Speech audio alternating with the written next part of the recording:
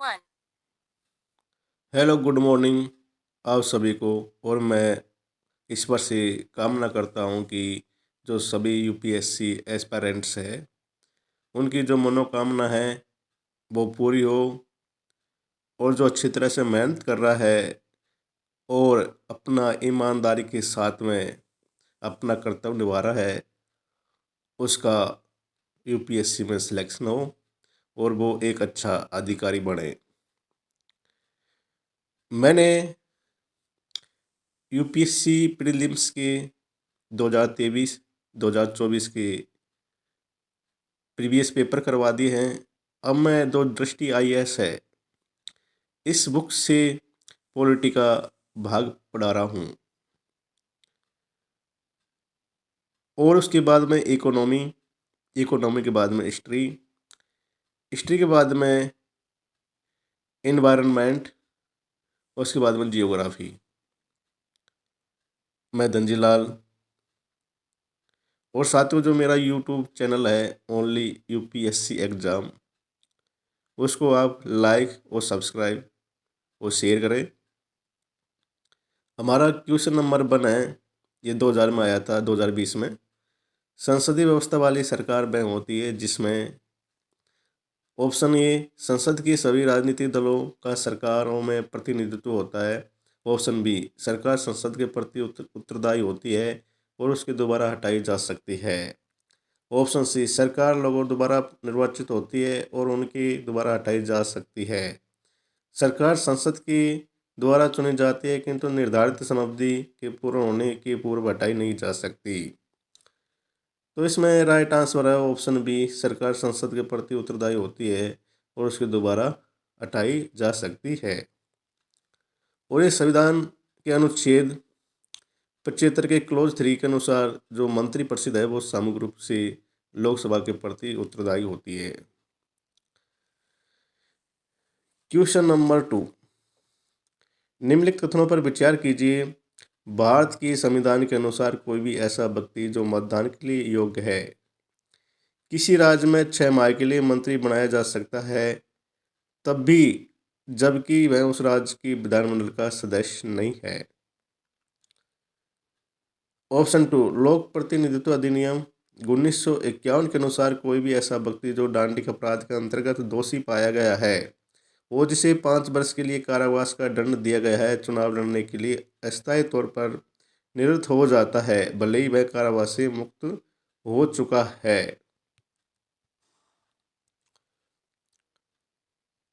तो ये दोनों ही कथन गलत है, क्योंकि मतदान के लिए योग्य होना जरूरी नहीं है, उसका मतदान सूची में नाम होना जरूरी है। और जो कोई भी जो निर्वाचित मतदान सूची में उसका नाम है और उसको 2 साल से अधिक कारावास है तो वो 6 साल चुनाव लड़ने के लिए अयोग्य हो जाता है। ये नियम कौन सा है? ये लोक प्रतिनिधित्व अधिनियम 1951 के अनुसार। क्वेश्चन नंबर 3, निम्नलिखित कथनों पर विचार कीजिए। भारत का ऑप्शन 1, भारत का राष्ट्रपति ऐसे स्थान पर जिसे वह ठीक समझे संसद का सत्राहूत आह्वान कर सकता है। ऑप्शन 2, भारत का संविधान एक वर्ष में संसद के 3 सत्रों को प्रावधान करता है किंतु सभी 3 सत्रों को चलाया जाना अनिवार्य नहीं है। ऑप्शन 3, एक वर्ष में दिनों की कोई न्यूनतम संख्या निर्धारित नहीं है जब संसद का चलना आवश्यक हो। उपयुक्त कथनों में से कौन सा सही है? तो इसमें राइट आंसर होगा ऑप्शन सी, ऑप्शन 1 और 3 सही है। ये ऑप्शन 2 इसलिए गलत है क्योंकि ये बात संविधान में नहीं कही है, बाकी एक वर्ष में 3 सत्र होते हैं। क्वेश्चन नंबर 4, राज्यसभा की लोकसभा की समान शक्तियां किस क्षेत्र में है? ऑप्शन 1, ये नई अखिल भारतीय सेवाएं गठित करने के विषय में। ऑप्शन बी, संविधान में संशोधन करने के विषय में। ऑप्शन सी, सरकार को हटाने के विषय में। ऑप्शन डी, कटौती प्रस्ताव प्रस्तुत करने के विषय में। तो इसमें राइट आंसर होगा ऑप्शन बी, संविधान संशोधन करने में। जो इसमें ऑप्शन ए नहीं, अखिल भारतीय सेवा गठित करने के विषय में ये राज्यसभा का अधिकार है। सरकार हटाने के विषय में सबसे बड़ी भूमिका लोकसभा की होती है। कटौती प्रस्ताव प्रस्तुत करने में भी लोकसभा की भूमिका होती है। क्वेश्चन नंबर 5, वित्त मंत्री संसद में बजट प्रस्तुत करते हुए उसके साथ अन्य प्रलेख भी प्रस्तुत करते हैं, जिनमें बृहद आर्थिक रूपरेखा विवरण the macro economic framework statement भी सम्मिलित रहता है। यह पूर्वयुक्त प्रलेख निम्न आदेशन के कारण प्रस्तुत किया जाता है। ऑप्शन ए, चिरकालिक संसदीय परंपरा के कारण। ऑप्शन बी, भारत के संविधान के अनुच्छेद 112 तथा अनुच्छेद 110 के क्लोज वन के कारण। ऑप्शन सी, भारत के संविधान के अनुच्छेद 113 के कारण। ऑप्शन डी, राजकोषीय उत्तरदायित्व एवं बजट प्रबंधन अधिनियम 2003 के प्रावधानों के कारण। तो इसमें राइट आंसर होगा ऑप्शन डी, राजकोषीय उत्तरदायित्व एवं बजट प्रबंधन अधिनियम 2003 के प्रावधानों के अनुसार। क्वेश्चन नंबर 1 2019 में आया था ये। भारत की किसी राज्य की विधानसभा के संदर्भ में निम्नलिखित कथनों पर विचार कीजिए। ऑप्शन 1, वर्ष के प्रथम सत्र में प्रारंभ में राज्यपाल सदन के सदस्यों के लिए रूढ़िगत संबोधन करता है।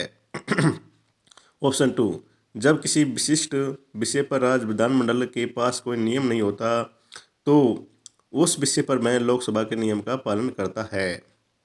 उपरोक्त में से कौन सा कथन सही है? तो इसमें राइट आंसर होगा ऑप्शन सी, 1 और 2 दोनों कथन सही है। और ये बात अनुच्छेद 176 के क्लोज 1 में कहा गया है। दूसरा अनुच्छेद 209 के तहत ये बात कही गई है। क्वेश्चन नंबर 2, निम्नलिखित कथनों पर विचार कीजिए। ऑप्शन 1, संसद निर्भरता निवारण अधिनियम 1959 कई पदों को लाभ का पद के आधार पर निर्भरता से छूट देता है। ऑप्शन 2, उपयुक्त अधिनियम 5 बार संशोधित किया गया था। ऑप्शन 3, शब्द लाभ का पद भारत के संविधान में भली भांति परिभाषित किया गया है। उपयुक्त में से कौन सा कथन सही है? तो इसमें ऑप्शन 1, कथन 1 और कथन 2 दोनों सही है। जो ऑप्शन 3, शब्द लाभ का पद भारत के संविधान में भली भांति परिभाषित नहीं किया गया है। क्वेश्चन नंबर 1 ये 2018 में आया था। साथियों ये क्वेश्चन बड़ा इंपॉर्टेंट होता है। धन विधेयक ये आता ही है, एक एग्जाम में नहीं आता, दूसरे एग्जाम में आ जाता, लेकिन आता है। धन विधेयक के संबंध में निम्नलिखित में से कौन सा कथन सही नहीं है? ऑप्शन ए, किसी बिल विधेयक को धन विधेयक तब माना जाएगा जब उसमें केवल किसी कर के अधिरोपण, उन्मूलन, माफी, परिवर्तन या विनियमन से संबंधित प्रावधान होंगे। ऑप्शन बी, धन विधेयक में भारत की संचित निधि एवं भारत की आकस्मिकता निधि की अभिरक्षा से संबंधित उपबंध होते हैं। धन विधेयक भारत की आकस्मिकता निधि से धन के विनियोजन से संबंधित होता है। धन विधेयक भारत सरकार द्वारा धन की उधार लेने या कोई प्रत्याभूति देने के विनियमन से संबंधित होता है। तो इसमें राइट आंसर होगा। तो इसमें जो गलत आंसर है वो ऑप्शन सी है, धन विधेयक भारत की आकस्मिकता निधि से धन के विनियोजन से संबंधित होता है। धन विधेयक आकस्मिक निधि से संबंधित नहीं होता है। धन विधेयक भारत की संचित निधि से संबंधित होता है। और जो धन विधेयक के बारे में अनुच्छेद 110 में बताया है। क्वेश्चन नंबर 2, निम्नलिखित कथनों पर विचार कीजिए। ऑप्शन 1, विधानसभा का अध्यक्ष यदि विधानसभा का सदस्य नहीं रहता है तो अपना पद रिक्त कर देगा। ऑप्शन 2, जब कभी विधानसभा का विघटन हो जाता है तो अध्यक्ष अपने पद को तुरंत रिक्त कर देगा या कर देगी। उपरोक्त कथनों में से कौन सा सही है? तो इसमें राइट आंसर होगा ऑप्शन ए। क्योंकि जब विधानसभा का विघटन हो जाता है तो अध्यक्ष अपना पद तुरंत खाली नहीं करता है। जब दूसरा विधानसभा अध्यक्ष उसकी प्रेजेंटेशन ले लेगा उसके बाद में ही पद खाली करेगा। क्वेश्चन नंबर 3, भारत की संसद के संदर्भ में निम्नलिखित में से कौन सी संसदीय समिति इसकी समीक्षा करती है और सदन को सूचित करती है कि जो विनियम, नियम, उपनियम, उपविधि आदि बनाने की शक्तियाँ संविधान द्वारा प्रदत्त है या संसद द्वारा प्रत्यायोजित है, उनका कार्यकाल का दोबारा इन प्रत्यायोजनों डेलीगेशन की परिधि के भीतर उचित प्रयोग हो रहा है। ऑप्शन 1 सरकारी आश्वासनों संबंधी समिति, ऑप्शन बी अधीनस्थ विधान संबंधी समिति, ऑप्शन सी नियम समिति, ऑप्शन डी कार्य सलाहकार बिजनेस एडवाइजरी समिति। तो इसमें राइट आंसर होगा ऑप्शन बी अधीनस्थ विधान संबंधी समिति। दोनों सदनों की समिति की सदस्य संख्या 15 होती है और इनका गठन 1953 में किया गया है। ये जो अधीनस्थ विधान संबंधी समिति के बारे में बता रहा है। क्वेश्चन नंबर 4 निम्नलिखित कथनों पर विचार कीजिए। ऑप्शन 1 पहली लोकसभा में विपक्ष में सबसे बड़ा राजनीतिक दल स्वतंत्र पार्टी था। ऑप्शन 2 लोकसभा में नेता प्रतिपक्ष को सर्वप्रथम 1969 में मान्यता दी गई। ऑप्शन 3 लोकसभा में यदि किसी दल की न्यूनतम 75 सदस्य न हो तो उसके नेता को नेता प्रतिपक्ष के रूप में मान्यता नहीं मिल सकती है। उपरोक्त कथनों में से कौन सा सही है? तो इसमें राइट आंसर होगा ऑप्शन बी, केवल 2 कथन सही है। जो पहली लोकसभा पार्टी थी वो कम्युनिस्ट पार्टी ऑफ इंडिया थी, स्वतंत्र पार्टी नहीं थी। दूसरी बात, लोकसभा में यदि किसी दल का जो न्यूनतम बहुमत है वो 10% होना चाहिए या 55 सीटें होनी चाहिए। ये 2017 में आया था क्वेश्चन नंबर 1 भारत की संसद के संदर्भ में निम्नलिखित कथनों पर विचार कीजिए। ऑप्शन 1 गैर सरकारी विधेयक ऐसा विधेयक है जो संसद के ऐसे सदस्य द्वारा प्रस्तुत किया जाता है जो निर्वाचित नहीं है किंतु भारत के राष्ट्रपति द्वारा नाम निर्दिष्ट है। ऑप्शन 2 हाल ही में भारत की संसद के इतिहास में पहली बार एक गैर सरकारी विधेयक पारित किया गया। उपरोक्त कथनों में से कौन सा सही है? तो इसमें दोनों कथन ही सही नहीं है क्योंकि गैर विधेयक कई बार हो चुके हैं पारित। गैर सरकारी विधेयक ऐसा विधेयक है जो मंत्री प्रस्तुत नहीं करता है, कोई भी सदस्य जो संसद का है वो उसके बारे में बताता है।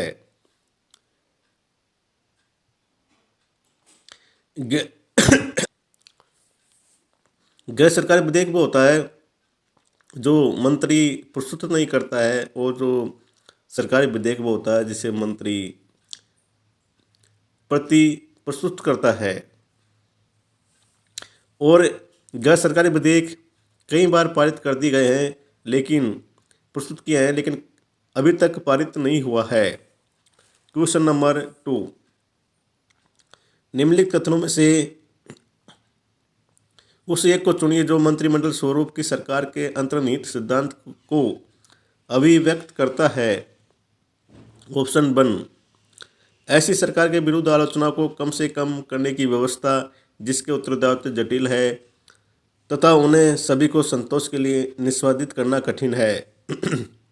ऑप्शन बी ऐसी सरकार के कामकाज में तेजी लाने की क्रियाविधि जिसकी उत्तरदायित्व दिन प्रतिदिन बढ़ते जा रहे हैं। ऑप्शन सी सरकार के जनता के प्रति सामूहिक उत्तरदायित्व को सुनिश्चित करने के लिए संसदीय लोकतंत्र की एक क्रियाविधि। ऑप्शन डी उस शासनाध्यक्ष के हाथों को मजबूत करने का एक साधन जिसका जनता पर नियंत्रण आशोन्मुख दशा में है। तो इसमें राइट आंसर होगा ऑप्शन सी, सरकार के जनता के प्रति सामूहिक उत्तरदायित्व को सुनिश्चित करने के लिए संसदीय लोकतंत्र की एक क्रियाविधि।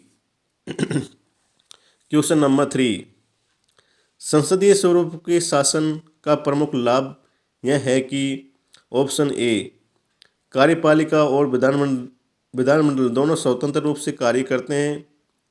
यह नीति की निरंतरता प्रदान करता है और अधिक दक्ष है। ऑप्शन सी, कार्यपालिका विधानमंडल के प्रति उत्तरदायी बनी रहती है। ऑप्शन डी, सरकार की अध्यक्ष को निर्वाचन के बिना नहीं बदला सकता है।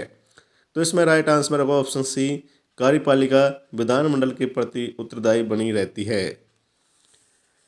क्वेश्चन नंबर 4, भारत की संसद किन के द्वारा मंत्रिपरिषद के कृत्यों के ऊपर नियंत्रण रखती है। ऑप्शन 1, स्थगन प्रस्ताव, ऑप्शन 2, प्रश्नकाल, ऑप्शन 3, अनुपूरक प्रश्न। नीचे दिए गए कोड का प्रयोग कर सही उत्तर चुनिए। तो इसमें राइट आंसर होगा ऑप्शन डी। जो तीनों कथन है वो सरकार मतलब मंत्रिपरिषद के कृत्यों के ऊपर नियंत्रण रखती है। क्वेश्चन नंबर 5, लोकसभा के निर्वाचन के लिए नामांकन पत्र। ऑप्शन ए, भारत में निवास करने वाले किसी भी व्यक्ति द्वारा दाखिल किया जा सकता है। ऑप्शन बी, जिस निर्वाचन क्षेत्र में निर्वाचन लड़ा जाना है वहाँ के किसी निवासी द्वारा दाखिल किया जा सकता है। ऑप्शन सी, भारत के किसी नागरिक द्वारा जिसका नाम किसी निर्वाचन क्षेत्र की मतदाता सूची में है दाखिल किया जा सकता है। ऑप्शन डी, भारत के किसी भी नागरिक द्वारा दाखिल किया जा सकता है। तो इसमें राइट आंसर होगा ऑप्शन सी, भारत के किसी नागरिक द्वारा जिसका नाम किसी निर्वाचन क्षेत्र की मतदाता सूची में है दाखिल किया जा सकता है। क्वेश्चन नंबर 6, निम्नलिखित कथनों पर विचार कीजिए। लोकसभा अथवा राज्य की विधानसभा के निर्वाचन में जीतने वाले उम्मीदवार को निर्वाचित घोषित किए जाने के लिए किए गए मतदान का कम से कम 50% पाना अनिवार्य है।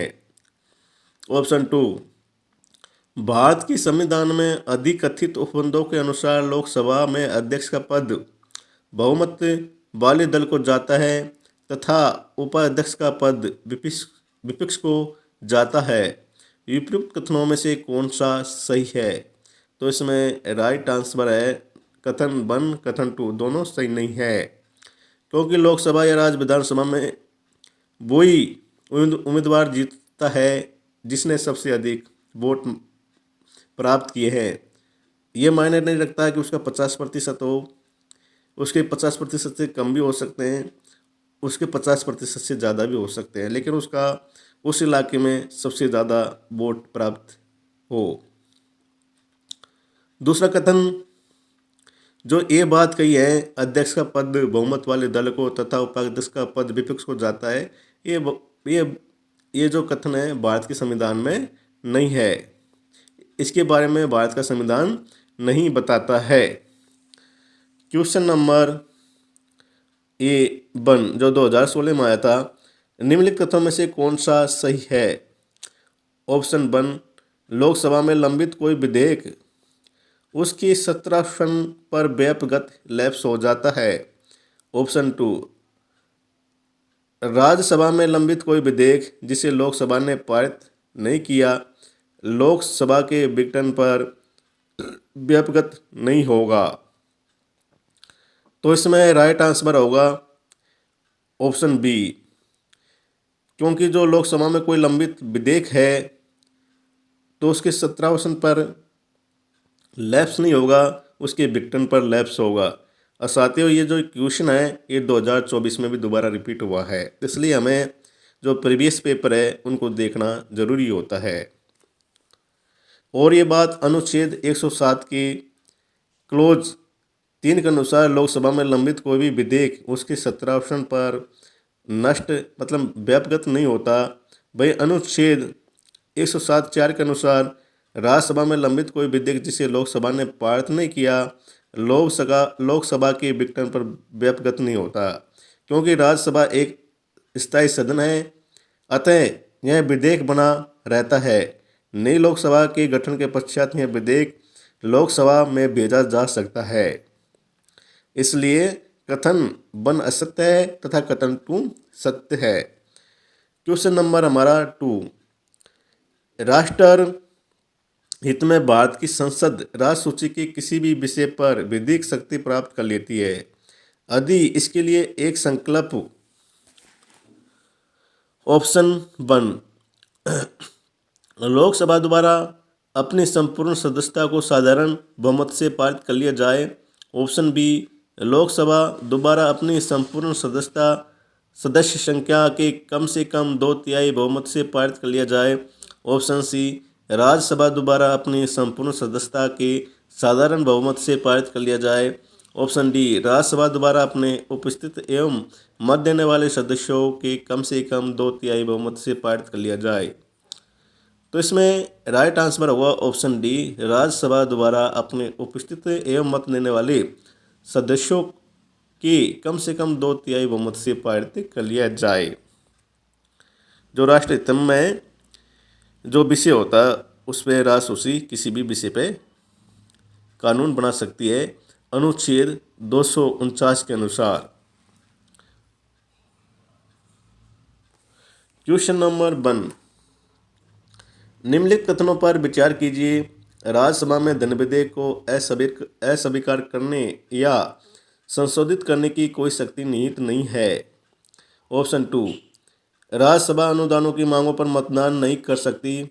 ऑप्शन 3, राज्यसभा में वार्षिक वित्तीय विवरण पर चर्चा नहीं हो सकती। उपरोक्त कथनों में से कौन सा सही है? तो इसमें राइट आंसर होगा ऑप्शन बी, कथन 1 और कथन 2 दोनों सही है, जबकि ऑप्शन 3 इसलिए गलत है क्योंकि राज्यसभा में वार्षिक वित्तीय विवरण पर चर्चा नहीं हो सकती। क्योंकि इसलिए गलत है क्योंकि राज्यसभा में वार्षिक वित्तीय विवरण पर चर्चा हो सकती है और उसका पूरा रोल होता है, राज्यसभा का जो बजट है उस पर वो चर्चा करती है। क्वेश्चन नंबर 2, निम्नलिखित कथनों पर विचार कीजिए। ऑप्शन 1, भारत में किसी राज्य की विधान परिषद आकार में उस राज्य की विधानसभा के आधे से अधिक बड़ी हो सकती है। ऑप्शन 2, किसी राज्य का राज्यपाल उस राज्य की विधान परिषद के सभापति का नाम निर्दिष्ट करता है। उपरोक्त कथनों में से कौन सा सही है? तो इसमें दोनों ही कथन सही नहीं है, क्योंकि भारतीय संविधान के अनुसार अनुच्छेद 171 के क्लोज 1 के द्वारा स्पष्ट किया गया है कि विधान परिषद वाले राज्य की विधान परिषद के सदस्यों की कुल संख्या उस राज्य की विधानसभा के सदस्यों की कुल संख्या के 1/3 से अधिक नहीं होगी।